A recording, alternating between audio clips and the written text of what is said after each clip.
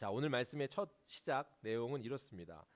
오늘 인트로에서도 나눴고 내용하는 것들이 있는데 오늘은 우리가 말씀의 제목을 이미 광고할 때 알려드렸어요. 잃어버린 이름 찾기라고 했습니다. 그래서 오늘 첫 번째 잃어버린 이름 찾기의 첫 번째 시간이 될 텐데요. 오늘 이름 찾기의 의미를요. 오늘 말씀은 저는 두 가지를 찾을 수 있도록 두 가지로 한번 요약해 볼 거예요. 그래서 두 가지인데 이름 찾기의 의미가 뭔가 오늘 첫 번째 시간 두 가지를 한번 확인해 보겠습니다. 교회마다 성탄절을 하면요, 할 때마다 신호탄처럼 하는 게 있습니다. 성탄을 준비하면서 어떤 걸 할까요? 퀴즈입니다.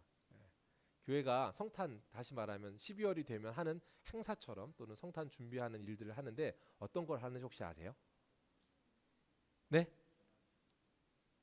크리스마스 트리 장식. 예, 감사합니다. 왜 할까요?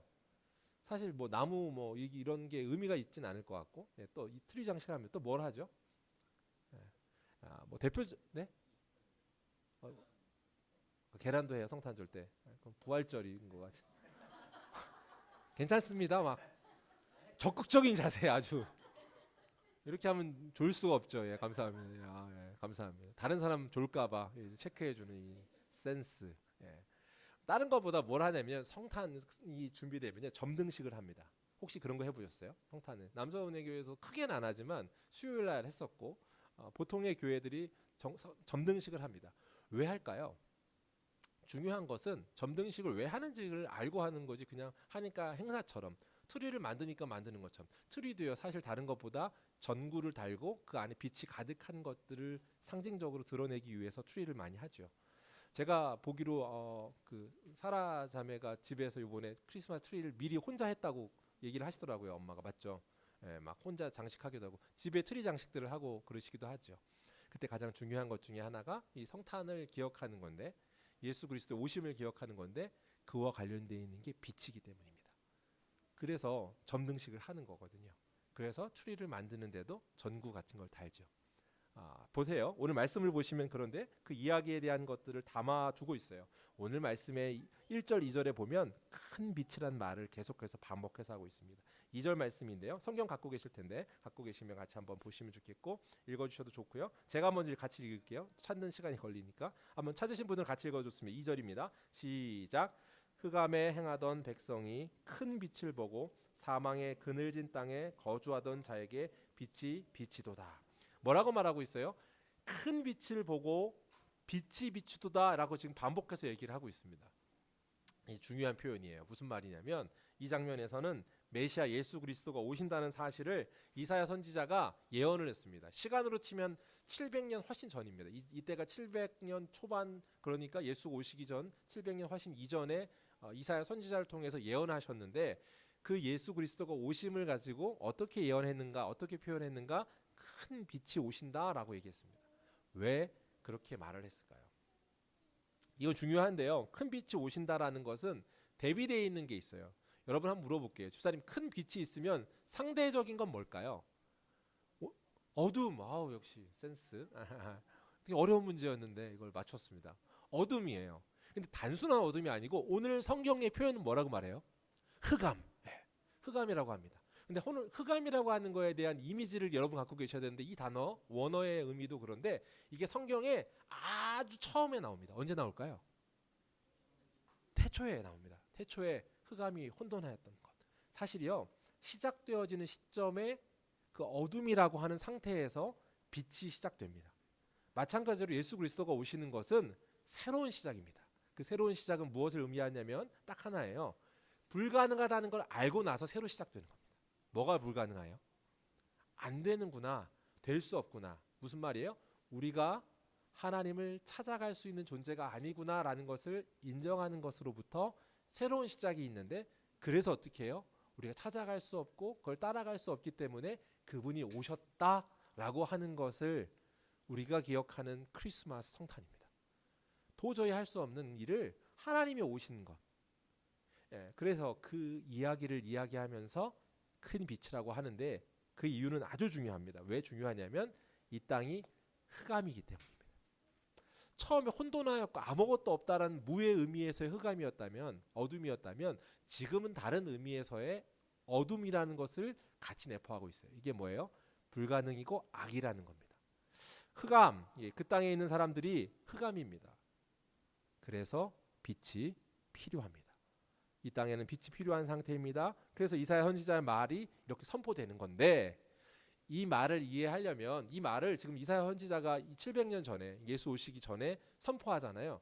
그 당시 사람들한테 이 이사야 선지자의 선포는 역사적 배경을 가지고 이해할 수 있는 이야기입니다. 지금 말한 말을 알려면 역사적 배경을 좀 알아야 이 말이 좀 이해가 쉽습니다. 이 말은 이미 거슬러 말하고 있는 7장부터 8장, 9장으로 얘기하고 있습니다.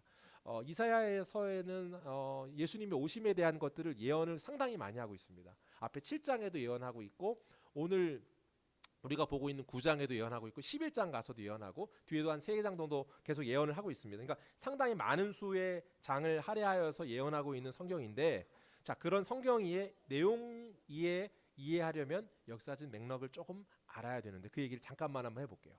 역사적 맥락이 뭔지를 한번 살펴보기 위해서 오늘 1절을 한번 더 읽어봤으면 좋겠는데, 1절 한번 같이 읽어볼까요? 같이 읽겠습니다. 우리 같이 읽겠습니다. 시작.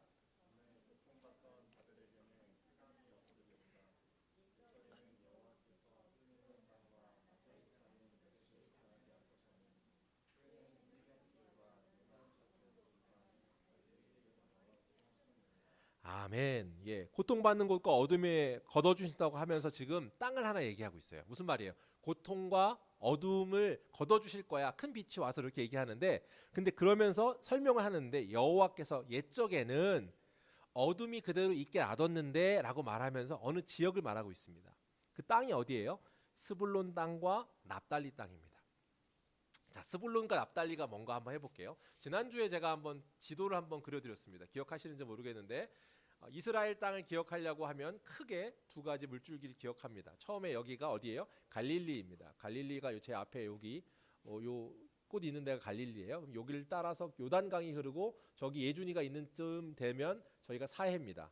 사해이면서 이쪽으로 해서 쭉 해서 저쪽 러비 쪽을 가면 저희가 지중해입니다. 그럼 가운데 이 레온 형제를 중심으로 이 뒤쪽에 있는 데가 이스라엘 길이 있죠. 이스라엘을 반으로 나눴을 때 처음에는 본디 하나의 이스라엘이지만 반으로 나눠서 우리 집사님 뒤쪽으로는 남유다라고 불리고 이 북이스라엘이라고 나눠서 불리죠. 남북왕국은 나뉘는 시점이 있죠.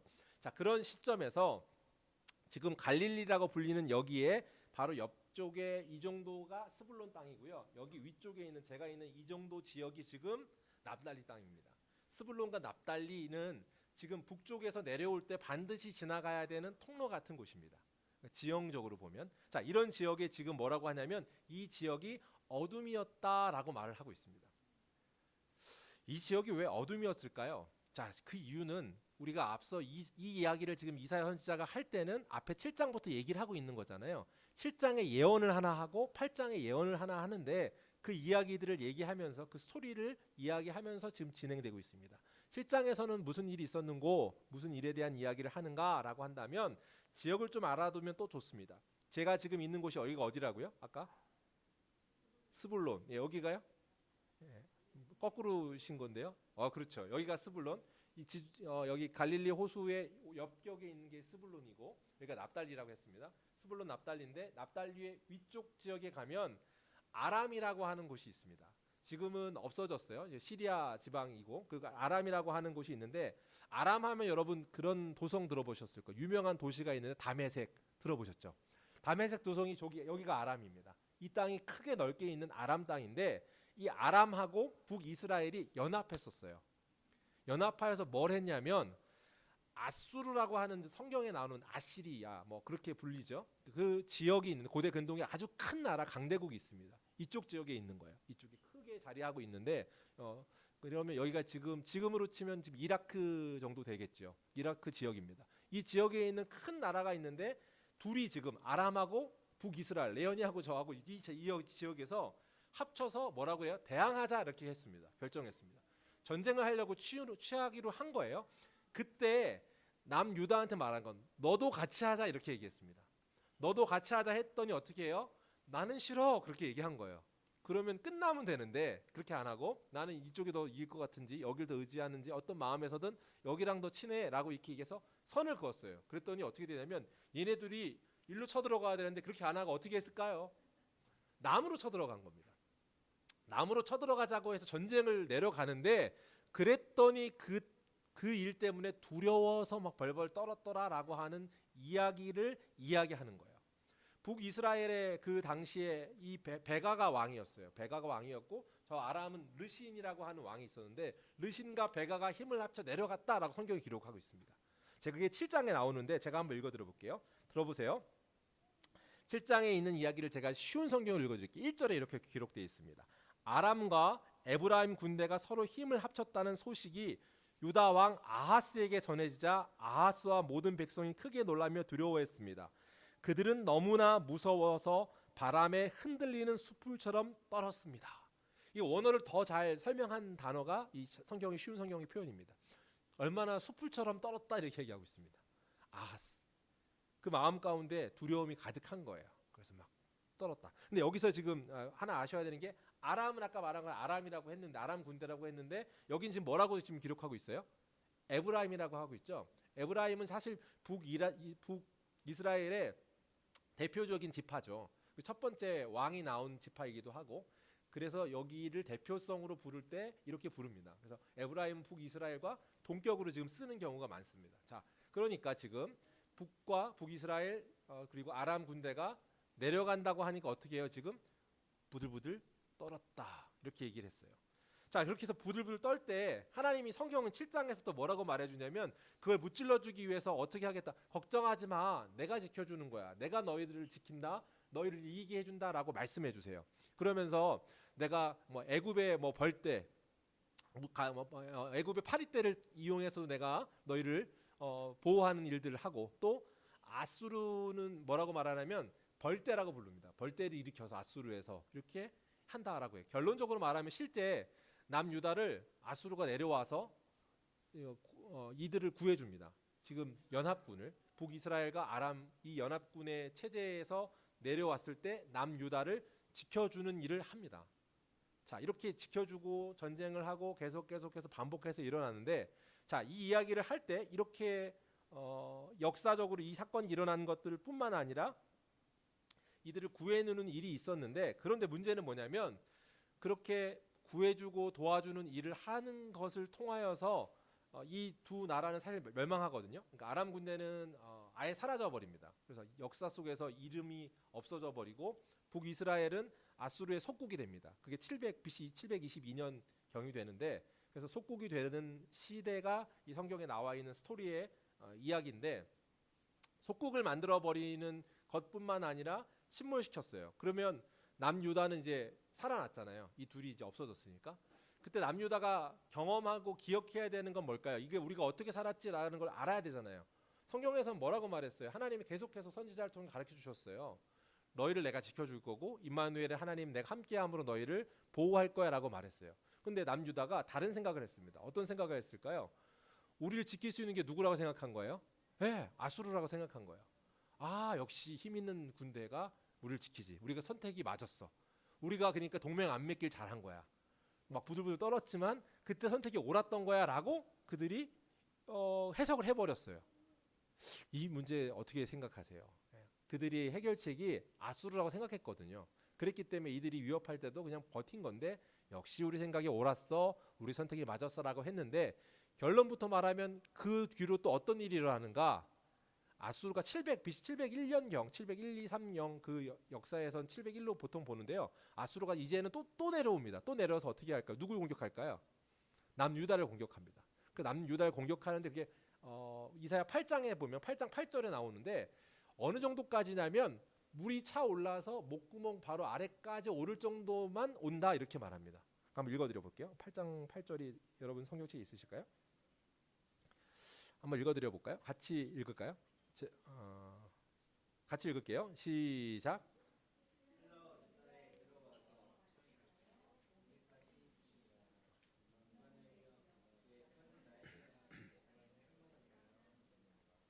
네, 뭐라고 말해요? 물이 차서 휘감아서 어떻게 되는 거예요? 유다에 흘러 들어오는데 목까지 온대요. 물이 목까지 차면 어떻게 돼요? 숨은 쉴 수 있죠. 그러니까 죽진 않아요. 그들이 쳐들어오지만 죽진 않지만 너희를 그만큼 다 피폐하게 만들어.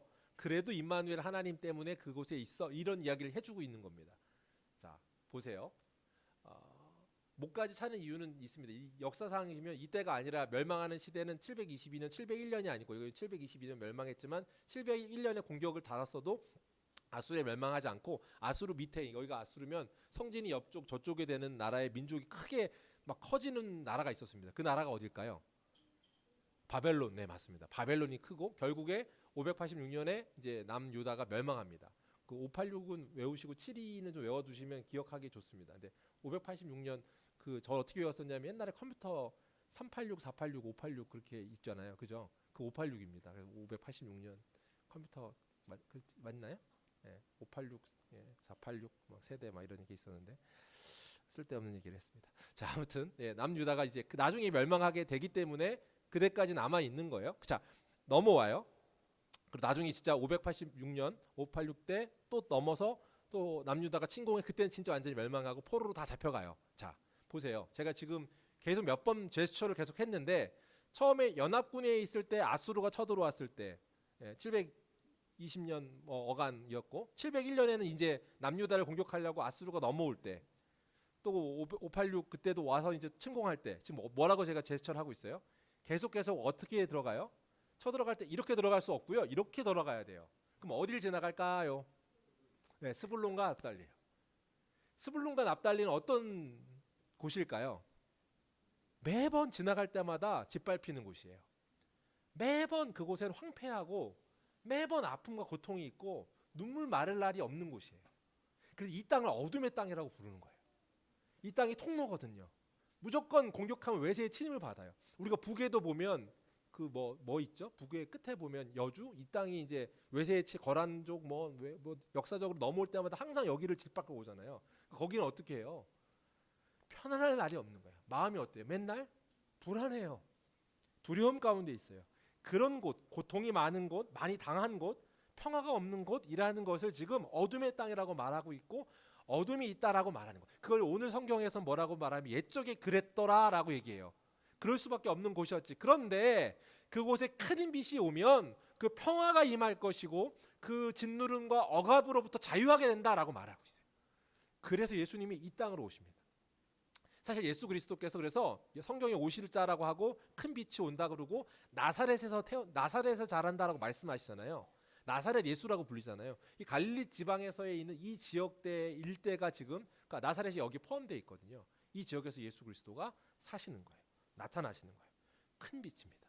자, 그런데 그곳이 아까 말한 그 어둠에서부터 큰 빛으로 인해서 회복되어지고 자유케 한다라고 표현하면서 어느 정도까지라고 말하고 있냐면 1절에 보면 그 표현을 뭐라고 말해요? 지중해로 가는 길까지래요. 그러니까 여기서부터 여기 갈릴리 호수잖아요. 갈릴리로 끝나는 게 아니에요. 어디로? 지중해로 가는 쪽까지. 지중해는 어디라고 그랬죠? 저기가 지중해라고 했잖아요. 저 로비 쪽이 저 지중해라고 했잖아요. 여기서부터 이쪽 방향으로 얘기하고 있고 요단강 건너편 쪽이라고 그러면 어디예요? 이 강을 기준으로 이쪽까지 또 이렇게 무슨 말이에요? 이 일대 전역이 얼마나 큰 빛이냐면 단순히 고기 한 점을 빛되게 하는 게 아니라 어둠으로 물들어 있는 그곳을 다 회복하게 한다라고 구체적으로 지금 갈릴리 전역을 이야기해주고 있습니다. 사랑하는 성도 여러분, 예수 그리스도 크리스마스 그분의 예언되어짐은 이렇게 어둠을 몰아내는 일입니다. 고통 가운데 있는 암흑의 문제, 우리가 넘어지는 그 문제를 회복하게 하는 줄 믿습니다. 그런데요, 인생에 있어서도요, 이건 한 나라 역사의 스토리라고 하지만 인생의 주기에도 여러분한테 어둠이 찾아오는 시기들이 있습니다. 우리가 무너지고 낭망하게 하고 내 마음의 평화를 앗아가는 일들이 있어요. 그런 일이 있지 않으신가요? 영적으로 해석해보면 이런 거예요. 나한테 항상 이 문제만 오면 내 마음의 평화가 없어져 버리는 거. 아까 말한 것처럼 그곳에서의 어떤 고통 당하던 거라고, 고통당하는 땅이라고 했잖아요. 그런 것처럼 나한테도 이 문제가 나에게 첫 관문처럼 납달리와 이 가스불론 같은 일이 있습니다. 어떤 일이 여러분의 방금 말한 평화를 깨트리고 넘어뜨리게 하는 일일까요? 여러분은 마음에 좀 평화롭지 못할 때 그때 어떤 일이 여러분을 항상 이 문제만 이 사건에만 있으면 내가 좌절하게 되고 또 실패하게 되는 일, 그런 일들의 경험들이 있으신가요? 한번 떠올려 보세요. 근데 그 문제가요, 내가 다른 어떤 방법으로 해결하려고 해서 해결이 되지 않더라요. 문제가 있어서 문제를 해결하려고 하는 걸 도리어 가져다 쓰면 도리어 그 문제가 해결되는 게 아니라 또 다른 악이 되는 거예요. 마치 남유다가 지금 하나님께서 지금 해결해 주겠다라고 말씀하시고 내가 너를 지킨다고 말했는데 그게 아니라 아수르 짱 이랬단 말이에요. 아시리아가 맞았어라고 얘기하면서 어떻게 하냐면요. 아수르가 여기 이제 아람을 정복했잖아요. 아람에 아까 무슨 도성이 있다고 그랬죠. 제가 무슨 도성이라고 그랬죠? 담에색. 어우 집사님 역시. 어우 진짜 스마트 하시네요. 담에색 도성이라고 했잖아요. 여기가 침공을 했잖아요. 여기 아람을 먹어버렸어요. 그리고 나서 담에색에다가 자기들의 신전을 세워요. 신전을 세우고 그것들을 만들었는데 남유다는 어떻게 하냐면 역시 아수르가 짱이야라고 하면서 뭘 하냐면 그 신전과 같은 것을 똑같이 갖다가 남유다에 또 세워요. 무슨 일을 하는 거예요? 지금 영적인 문제를 자기가 해결해 보려고 하는 거예요. 힘 있는 사람이 맞아. 사람이 나를 해결해 주지라고 해서 손을 내밀고 그것을 해결책으로 생각했는데 그렇지 않다라고 하는 것을 가르쳐주고 확인시켜주는 일이 지금 이사야서의 이 배경 가운데 이 이야기가 진행되고 있습니다. 그 얘기를 지금 해주고 있는 거예요. 그래서 이 문제, 어둠의 문제, 고통당하는 문제, 이것을 아수르가 짱이야 이렇게 하고 있는 사람의 수준이 우린 거예요. 그럼 어떻게 돼요? 계속 반복해요. 해결책을 찾지 못하고 문제 가운데 뱅글뱅글 결국 고통에서 헤어나오지 못하는 거. 그게 우리랍니다. 그런데 우리가 그런 상황. 근데 이 일들을 설명해 주기 위해서 오늘 성경 지금 9장의 1절부터 이렇게 기록되어 있어요. 근데 9장의 1절을 보면 오늘 성경 1절을 보면 그러니까 원래 원어 성경을 보면요. 이게 9장 1절이 아니라 8장 23절로 되어 있습니다. 붙어 있기를. 근데 이걸 역사로 옮겨 적으면서 9장 1절로 했어요. 왜 그랬을까요? 원래 종이에 적혀 있는 그 파피루스에 써 있는 대로 그냥 갖고 있어야 되는데 거기서 떼서 나중에 장절을 붙일 때 거기가 아니라 이쪽으로 옮겼대요. 왜 그랬을까요? 반전 때문에 그래요. 앞에 있는 스토리와 여기 반전. 그래서 그 이후로 그냥 이걸 9장으로 갖고 가요. 원어 성경을 보려고 하면 여기 안 붙어 있어요. 그래서 원어 히브리어 성경을 보면 앞에 붙어 있더라고요. 그래서 원어 사전을 찾아봐도 그렇고. 자, 근데 그 이유가 뭐냐? 반전 때문인데 사실 9장 1절에는 여기엔 안 나와 있는데 우리 개역 개정에는 안 나와 있는데 접속사가 하나 붙어 있어요. 접속사가 붙어 있어서 그 말을 하고 나서 이렇게 얘기해요.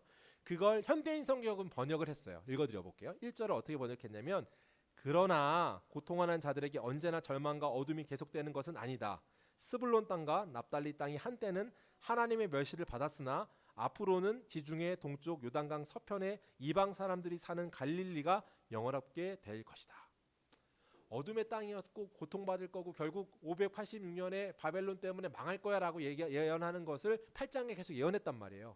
그때 공격이었어 망할 거야 라는 얘기를 하고 있었는데 그렇지 않아 라고 얘기해 주는 게 오늘 성경에 이야기 나온 거예요. 그리고 나서 이 장면을 설명해 주는 이야기 그 장면에 접속사가 붙어 있다고요. 반전이 그러나 라고. 괜찮아요?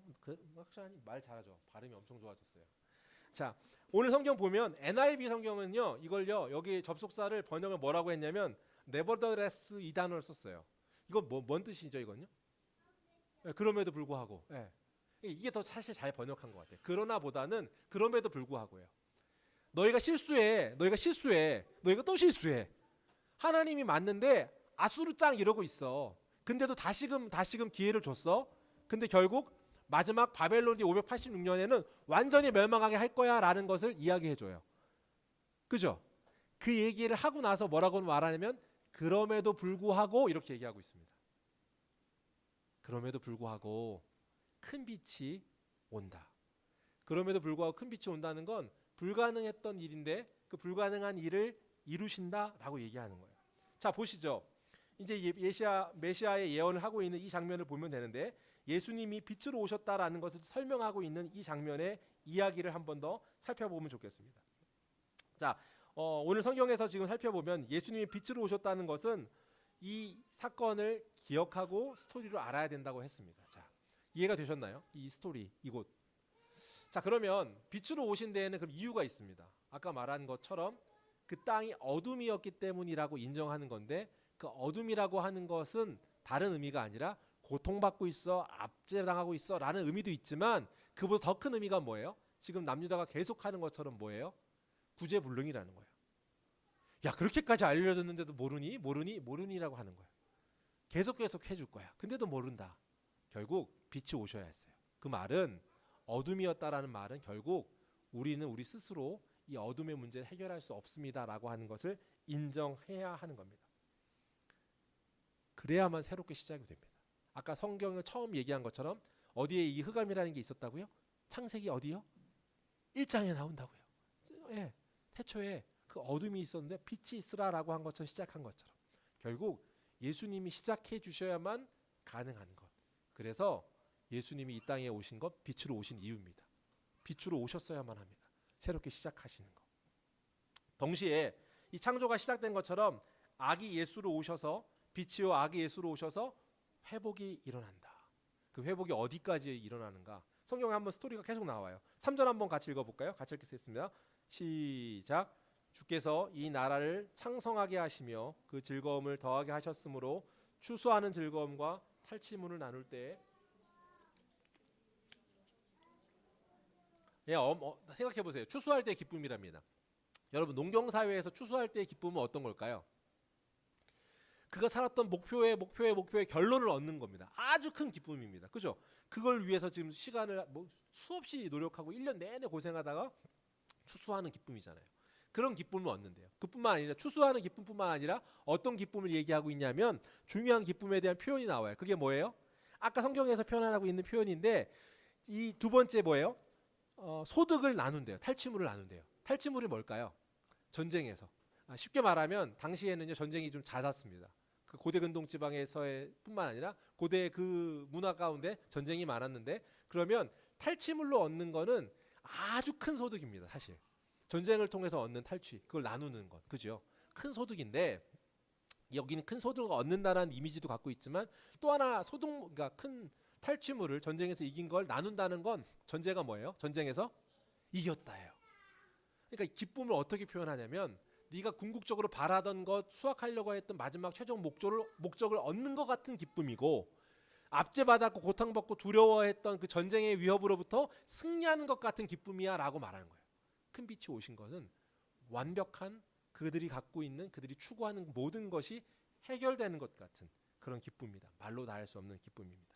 그런가 하면 4절에 보면 그 승리가 구체적으로 뭐냐라고 나누는데 이것은 그들이 그 아기가 와서 뭐래요? 무겁게 먼 멍에와 어깨에 채찍 압제자의 막대기를 주께서 꺾으시되 미디안의 날과 같이 하셨습니다라고 합니다. 간단하게 생각해 보면 돼요. 멍에는 뭔가요? 짓누르는 게 있죠. 속박하는 게 있죠. 그런 것으로부터 자유하는 거예요. 어깨에 채찍은 뭐예요? 채찍은요 외부에서 때리는 거잖아요. 외부에서 오는 여러분을 공격하는 무언가가 있을 겁니다. 여러분 어떤 게 항상 여러분 힘들게 하는 거예요? 환경의 문제, 외부에서 자극하는 어떤 관계적인 문제 무엇일까요? 압제자의 몽둥이 여러분 능력 밖의 거대한 힘이 짓누를 때가 있죠. 그러한 괴롭힘, 협박, 조롱 그와 같은 문제들 다양한 문제들이 있을 거예요. 이런 문제들이 지금 같은 맥락에서 지금 있을 거야라고 해요.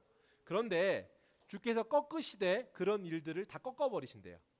주께서 꺾으시되 미디안의 날과 같이 하셨다. 그걸 꺾어버리는데 미디안 같이 한다는 건 뭔가요? 이것도 역사에 나오는 이야기가 이 지역을 배경으로 얘기하고 있는 거예요.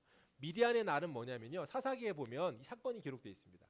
사사기에 보면 이 지금 미디안 군대가 쳐들어온 것을 사사시대에 이것을 기드온이라는 사사가 이것을 와서 싸우는 이야기예요. 혹시 기드온 하면 뭐가 떠오르세요? 예. 할렐루야 어떻게 하셨어요? 300 용사가 나오죠. 우리가 알고 있는 것처럼 기드온 300 용사가 나옵니다. 잘 아는 것처럼 군대를 최대한 방어하려고 해서 끌어 모았는데 32,000을 모았습니다. 턱없이 부족합니다. 근데 32,000을 모았는데 전쟁에 나가려고 모았다가 다 돌려보내고 10,000명만 남으라고 해서 10,000명이 남았습니다. 그런데도 아니야 더 돌려보내라고 해서 몇 명이 남아요? 300명이 나왔어요. 그때 그들이 싸운 게 미디안과 싸운 거예요. 그죠? 미디안과 싸우는 날처럼이라고 말하는 건 그럼 무슨 말이냐면 하나님께서 이 싸움을 누가 했다는 걸 보여주려고 300만 남긴 거예요. 하나님이에요. 고통과 압제 아까 말한 것처럼 멍에 이런 모든 것들이 있었어. 널 외부에서 오는 채찍도 있었어. 거대한 힘이 있어서 너를 누르는 게 있었어. 그런데 그 모든 것으로부터 지키고 보호하는 거 누가 하는 일이야? 하나님이야 라고 가르쳐 주세요. 하나님이 하신다고. 하나님의 힘으로 없앤다고 그렇게 가르쳐 주셔요. 그리고 그 이야기를 어떻게까지 얘기하냐. 군인들이 신던 뭐예요? 피 묻은 겉옷과 짓밟던 군복 이런 것들을 어떻게 해요? 다 살라버린대요. 다 태워버린대요. 일순간 쫙 타는 것처럼. 그렇게 살라버리고 다 태워버린다. 고통, 그 평화를 깨트리는 것, 매번 넘어뜨리는 여러분의 무언가의 문제, 그것을 예수 그리스도 그분의 힘으로 태운다. 사랑하는 성도 여러분, 여러분에게 갖고 있는 압제와 멍해와 핍박을 예수 그리스도 그분께서 해결하시는 줄 믿습니다. 그래서 이 문제에 대해서 예수님이 오셔서도 그 말 하잖아요. 멍해를 지는 것, 내가 지고 가는 것을 가고 짐지는 너희에게는 원치 않는다라고 그래요. 수고하고 무거운 짐진 자들아 다 내게로 오라, 내가 너희를 쉬게 하리라. 그분이 하시는 말이죠.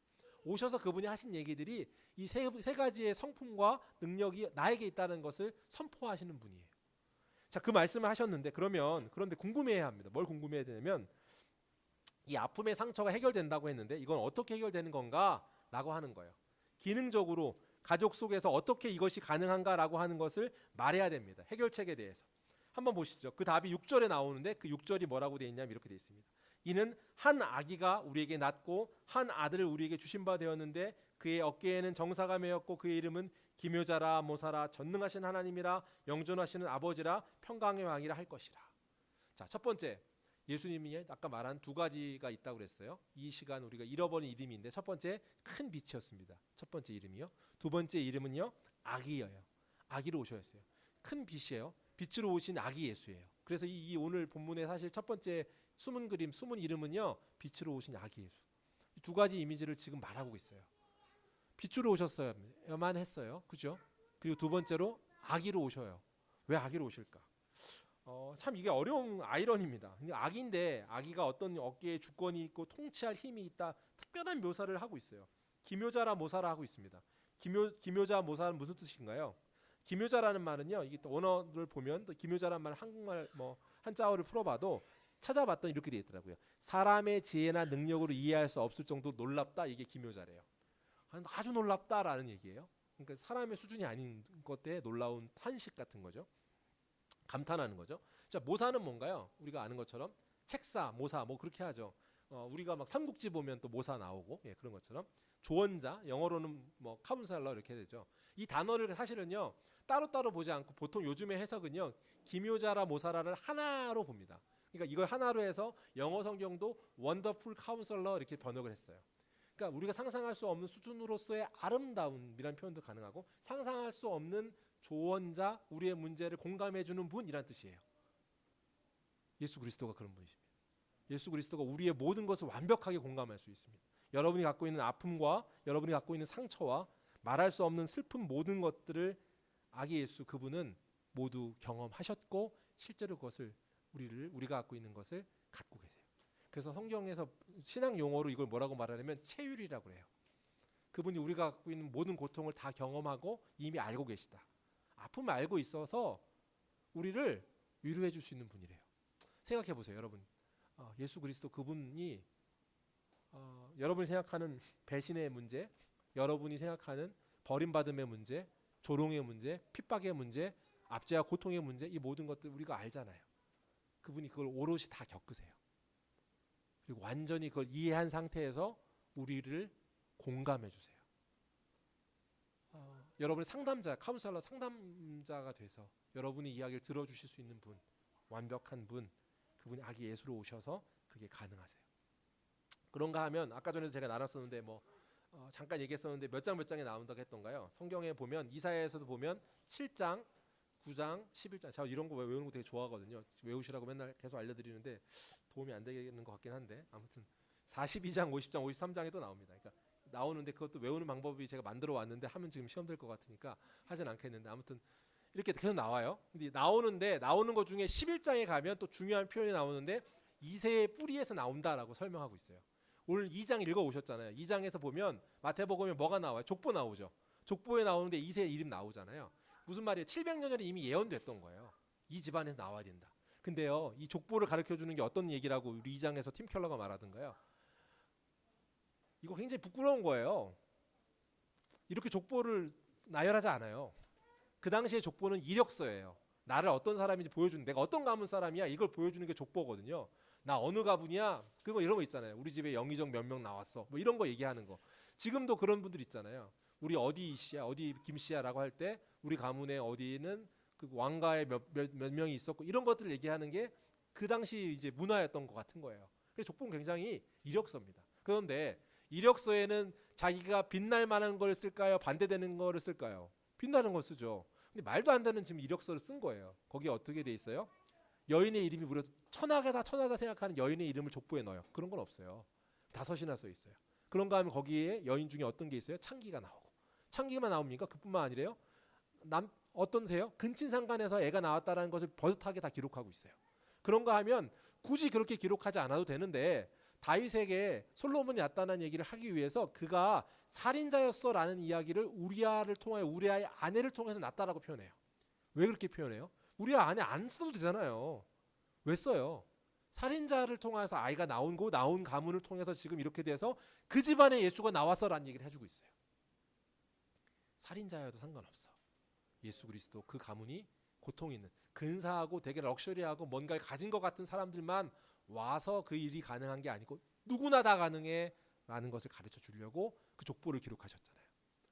그 가문에서 온다라는 것을 이사야 선지자가 11장에 이새의 집안에서 날 거고 아기로 날 거라는 걸 이야기해줘요. 그리고 나사렛 자랄 거라는 걸 얘기해줘요. 미가서에 가면 그 베들레헴에 태어날 거라는 것도 가르쳐줘요. 거기 태어나기만 하고 다시 와서 자라잖아요. 그 역사의 모든 조합들이 완벽하게 이루어지는 것은 기적이죠. 불가능한 일이죠. 그 일이 이루어졌다라는 것이 크리스마스입니다. 사랑하는 성도 여러분, 성탄이요 이런 의미를 갖고 있어요. 흠투성이 인간의 가문에서 예수가 태어나셨어요. 아기로 태어났다는 건 그런 거예요. 그러니까요, 아기로 태어났다는 건 우리의 상상을 뛰어넘는 일이에요. 아니, 다시 말하면 우리는 그렇게 안 할 것 같은 걸 이라고 하는 것만 골라서 하셔서 태어나게 하셨어요. 왜 그랬는지 모르겠어요. 연약함의 상징인 아기잖아요. 왜 그렇게 했어야 됐을까요? 왜요? 왜 특히 이렇게 좀 부끄러움 많고 흠 많은 참 그 유대 문화에서도 근친상간은 정말 그렇잖아요. 근데 그게 버젓이 그 집안의 그런 상황 가운데 애가 태어났다는 걸 계속해서 기록해요. 그 중에 여인의 이름은 창녀잖아요. 이방인이 무려 셋이나 포함되어 있어요. 여인들 중에. 그러니까 적통도 아니에요. 막 혼혈에 막 이렇게 정말로 슬픔과 아픔과 상처가 많은 가문이라는 걸 반복해서 얘기해줘요. 왜 그럴까요? 나약함이에요. 사랑하는 성도 여러분, 이런 중요한 사건을 지금 선물로 설명하면서 비치시고 아기 예수로 오신 분이라고 가르쳐 주셔요. 그런데 궁금증이 하나 생겨요. 선물로 왔는데 이 선물을 왜 못 받는가? 저는요, 이제 앞에 있는 지금 이 내용은 팀 켈러 목사님이 쓰신 책보다는 좀 다른 내용을 제가 많이 더 풍성하게 해야 되니까 나눴다면 제 마지막 결론에서는 이 말이 참 의미 있게 다가왔고 제가 도전을 받았던 내용이에요. 팀 켈러가요, 우리가 선물을 받는데 쉽게 받아들이지 못하는 이유에 대해서 소개해 주셨어요. 그 이유는 참 재미있는데 제가 한번 인상적인 대목인데 한번 읽어드려 볼게요. 이렇게 설명했어요. 선물의 성격상 자존심을 삼켜야 할 때가 있다는 것이다. 친구가 준 선물을 막 까봤단 말이에요. 선물을 봤는데 책이 2권 있었대요. 그 책이 무슨 책이에요? 하나는 무슨 책이에요? 다이어트하는 법이 적혀 있는 책이에요. 또 하나의 선물이 있었어요. 그 책은 뭐예요? 이기심을 퇴치하는 법이에요. 책 선물 2개를 받았는데 이 선물한테 고맙다 감사하다라고 인정하려면 뭘 인정해야 되는 거예요? 내가 뚱뚱하다는 걸 인정하는 거고 내가 이기심 많다. 뚱뚱하고 이기심 많은 사람이야 라는 걸 인정해야 돼요. 그래서 이 선물이 어때요? 쉽게 받아들여지기가 쉽잖아요. 이게 선물 맞아? 라고 하는 불쾌함이 들어요. 사실 내 상태는 맞거든요. 뚱뚱하고 이기심 많은 사람일 거예요. 근데 그걸 인정하기가 쉽지 않아요. 그래서 선물을 선물로 받아들이기가 쉽지 않은 거라고 얘기해요. 이 말은 무슨 말이냐면요, 빛으로만 오셔야 되는 이유는요, 우리가 모두 죄인이라는 걸 인정해야 하기 때문이에요. 우리는 우리 스스로 불가능한 존재라는 것을 인정하는 것에서부터 선물을 받아들일 수 있어요. 그런가 하면 우리의 생각과 우리의 방식이 아니라 초월자의 하나님, 우리가 도저히 상상할 수 없는 방식으로 그분이 운행하신다는 걸 인정해야 돼요. 우리는 지금 막 돼야 되는데 왜 안 되지? 이렇게 더뎌지는 것처럼 느껴질 때가 있죠. 야, 이거 진짜 이거 왜 안 돼? 답답해라고 하는 거. 왜 이때 안 되죠? 라고 하고 의문 생기는 거. 근데요, 아기 예수로 오신 분, 그런 가문의 혈통에서 태어나게 하신 분, 그 모든 게 집약하는 게 뭐예요? 너의 상상을 뛰어넘는 하나님이래요. 이걸 인정하는 거예요. 말씀을 정리하겠습니다. 빛으로 오신 예수님입니다. 첫 번째, 빛으로 오신 예수님. 이 사실은 어둠의 시대, 우리가 어둠 가운데 있다는 걸 인정하고 하나를 인정하는 거예요. 내가 도저히 닿을 수 없는 것. 그래서 그분이 오셨다. 빛으로 오신 예수를 인정하는 겁니다. 내가 어둠이라는 사실, 도저히 올라갈 수 없는. 그래서 오셨다는 걸 인정하는 거예요. 두 번째, 그러면 아기 예수로 오셨다는 거. 도저히 내가 상상할 수도 없는 방법으로 그분이 승리하신다는 사실을 인정하는 겁니다. 내 생각의 기준대로 재단하는 것이 아니고요. 내 생각의 그것 방식이 아닌 초월하신 하나님 방식으로 하신다. 그러니까 이때 왜 안 돼요? 이때 왜 이런 일이 있죠? 라고 하는 게 아니라 하나님의 뜻이 있다라고 인정하는 거예요. 이게 크리스마스의 의미입니다. 사랑하는 성도 여러분, 성탄의 의미가 회복되는 2023년 성탄이 되길 소원합니다.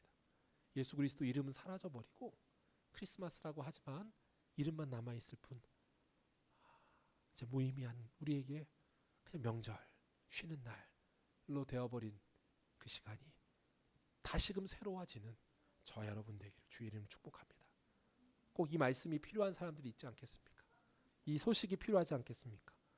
예수 그리스도 그분이 완성자로 오셨다는 사실, 이건요 아까 말한 것처럼요 내 상상에서는 안 이루어지는 것 같은데 오셨다는, 아기 예수로 오셨다는 그 사건 자체만으로 이미 그분이 약속하신 모든 게 이루어졌다는 것을 내포하는 거예요. 같은 거예요. 동격인 거예요.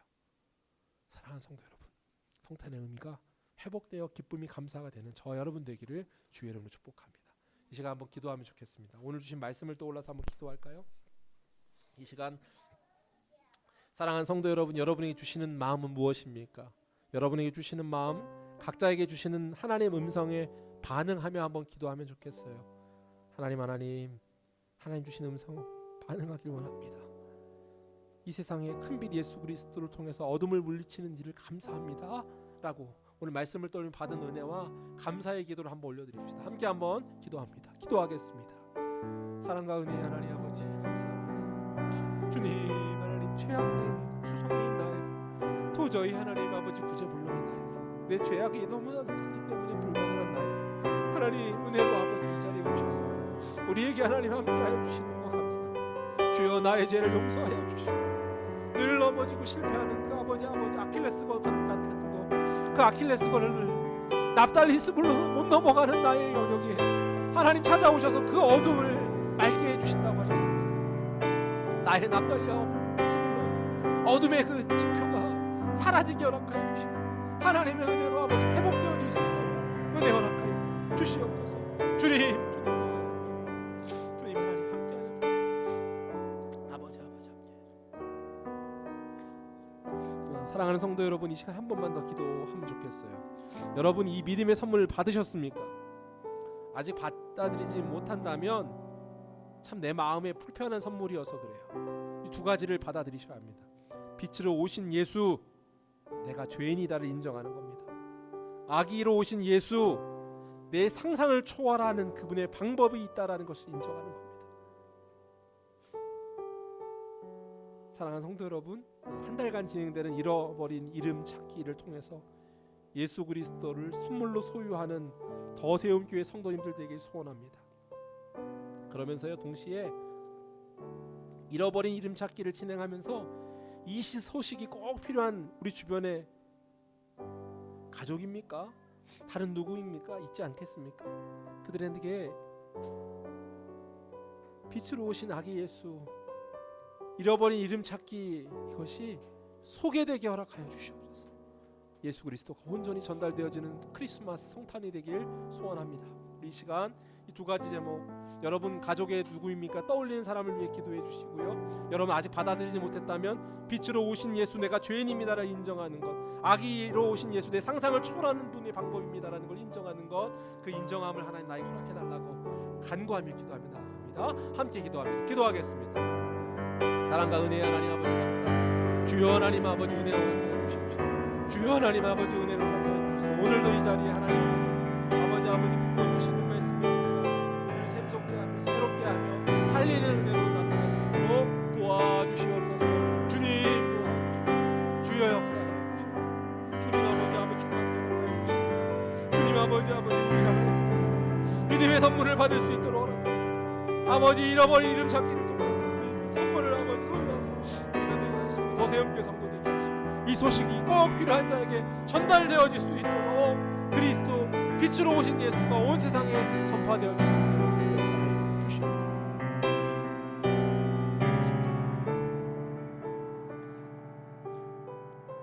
사랑과 은혜의 하나님 아버지 감사합니다. 하나님, 우리에게 하나님 빛으로 오신 아기 예수가 그냥 아버지 들려지는 그냥 사실이 아니라 우리 때문에 오셨다는 사실 때문에 감격하길 소원합니다. 하나님, 우리가 죽을 수밖에 없는 추악한 인생에 죄악 가운데 있다는 사실을 인정하는 것이 불편한 일인데, 그 불편한 일을 넘어섰을 때 말로 다 할 수 없는 그 문제의 해결자 되시는 당신이 모든 것을 해결하시는 평안과 기쁨이 탈취물을 사단 마귀로부터 싸워 이겨서 빼앗긴 것을 되찾는 기쁨인 줄 믿사오니, 그 기쁨을 소유하는 우리가 그토록 바라던 참 평안의 추수의 열매를 맺는 것처럼 그토록 바라던 것들이 소유되어지는 기쁨이 소유되어질 수 있도록 주님 은혜 허락하여 주시옵소서. 이 복된 소식이 꼭 필요한 사람에게 전달되어지길 소원합니다. 한 사람 한 사람 더세움교회 성도님들, 한 달간 진행되는 잃어버린 이름 찾기의 이 이야기들이 우리에게 다시금 찾아지게 허락하여 주시고, 찾아짐의 결과를 통하여서 선포하고 전달하고 또 전해지는 복된 우리 모두 될 수 있도록 주님 역사하여 주시옵소서. 오늘도 하나님, 우리가 나누는 나눔이 하나님 기뻐하시며 드리는 예배가 하나님의 온전한 예배 되길 소원하며 기도하며, 오늘 돌아가는 발걸음의 성도님들의 삶 가운데 예수 그리스도 아기 예수로 빛으로 오신 그분의 은혜가 동행의 의미로 아버지 새겨지는 복된 인생 한 주간의 삶 되도록 축복하여 주시옵소서. 이제는 우리 구주 예수 그리스도의 은혜와 하나님 아버지의 크신 사랑하심과 성령님의 함께하심이 오늘 함께하는 모든 예배 성도들 가정 위에 이제로부터 영원토록 함께 있을지어다.